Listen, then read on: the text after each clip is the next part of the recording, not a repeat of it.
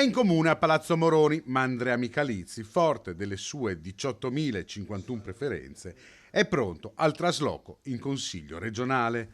Sorride ed è quasi incredulo il vice sindaco di Padova per un risultato andato oltre ogni aspettativa che lo rende il secondo consigliere più votato in Veneto dopo Luca Zaia, che nella città del Santo Micalizzi ha distanziato di 2000 preferenze. Un risultato molto bello che mi responsabilizza, un risultato nel quale leggo anche una vicinanza, insomma un favore della cittadinanza verso anche il lavoro che l'amministrazione comunale a Padova sta facendo di grande cambiamento della città. Un plauso al lavoro di tutta la squadra del Partito Democratico, che a Padova città si conferma primo partito alla guida di una coalizione di centrosinistra che supera, seppur di poco, quello di centrodestra.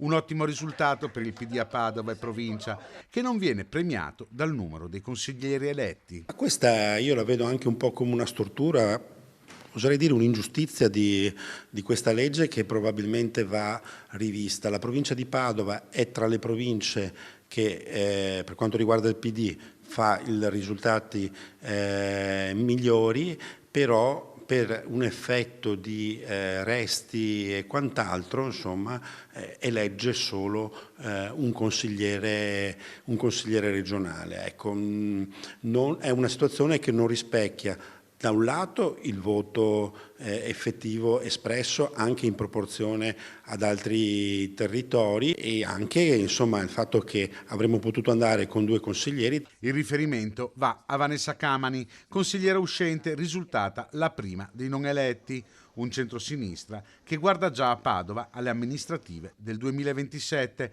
con il nome di Andrea Micalizzi tra i papabili per il dopo Giordani. Questo lo vedremo, intanto finiamo di raccogliere i dati.